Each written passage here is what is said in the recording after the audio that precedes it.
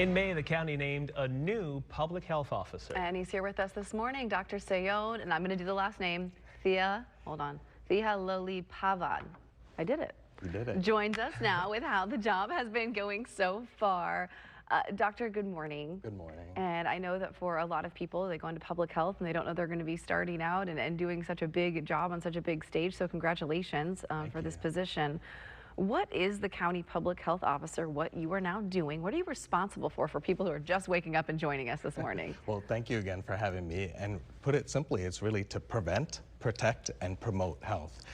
So, you know, there's state code that helps me and gives me authority to do things to prevent health threats and disasters, right? And then, but also I am a health strategist and I really work across the community with a lot of partners to look at what are our health needs and how do we help the community, whether it's everyone from urban areas to rural areas. I was asking you earlier what makes a doctor want to do a job like this, and you mentioned that you like implementing a system and making things work. When you see how things are not and how they should be and you have good ideas, that's excellent. What was your background to help you prepare for a big job like this?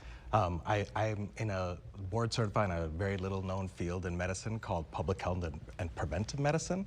And that really trains you not just to look at individuals and their health needs, but also populations and look at the data for bigger, you know, communities and what are those needs and then how do you work in that continuous quality improvement mindset to improve the health of the It's got to be so interesting looking at the umbrella of, you know, the United States as a whole, but then taking our little piece of the pie, which is San Diego. Do you have any goals specifically for just our county? Yeah, and we are the 5th largest county in the country, right? Wow. So we are a big piece of that pie.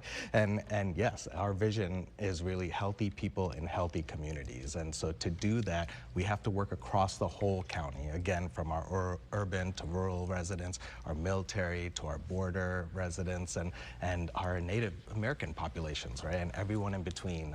So we need to work and collaborate across the county because government can't do it alone. And so continue to empower and engage the community in addressing the health needs. During COVID, you know, obviously you're taking over for Dr. Wilma Wooten, who was here for a very long time and did a great job. In terms of this role for the community, she navigated San Diego through COVID, controversial at times because the whole time was tricky. How do you prepare for a possible new health crisis down the line? And it is definitely possible, right? It's not a matter of if. Unfortunately, we have to plan as it's a matter of when.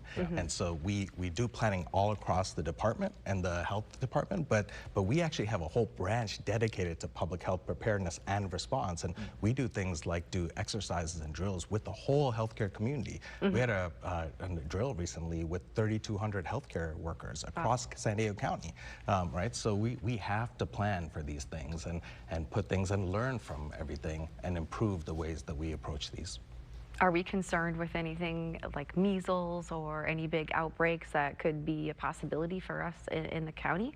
Yes, yeah, measles is definitely a concern, for example, and really other vaccine preventable diseases, because we want to make sure that things that we could do to prevent can be prevented. And we know that measles is one of those things that even though it was considered eliminated at the beginning of the century, it is making a comeback. Thankfully, we're doing pretty well. Why do you think that is? Because we know over the past 4 or 5 years since COVID, there's been a lot of misinformation. There's been a lot of disinformation. How do you get people back on track with that?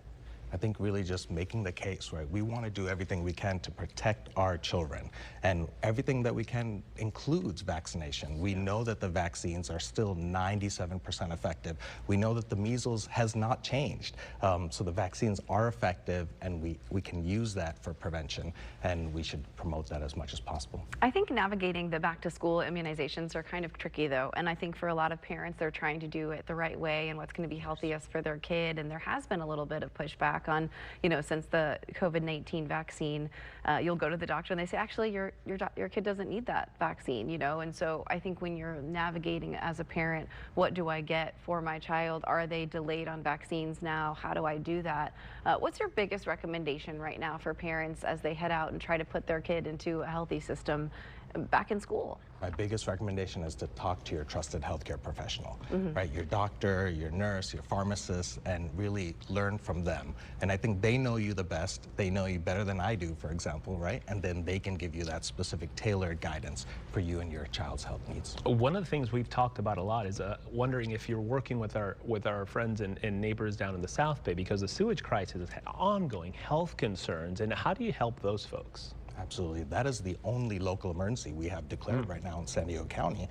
And so that is my #1 priority in terms of, how do we continue to support the health needs and the broader needs and really address the root causes, because no one should have to live next to raw sewage and pollution. Well, and I will say that that's a big issue when you talk about what's going on with summer and you have visitors coming into town and not sure if they can even jump in the water outside of the Hotel Del. I had friends in town the other day and they said, I went down to Coronado and there were signs that I couldn't get in the water. And so I think for you don't have an easy job on your hands when it comes to that. You kind of hit the ground running. I did. Thank you. And I'm glad, because I've been here for 10 years, so I've gotten to know a lot of partners and community and how the health system works here. And so I was allowed me to really dive in. It's a big job. We appreciate you taking time out to join us this morning. Come back soon. Yeah. Thank you. Appreciate it, Dr. Sayone.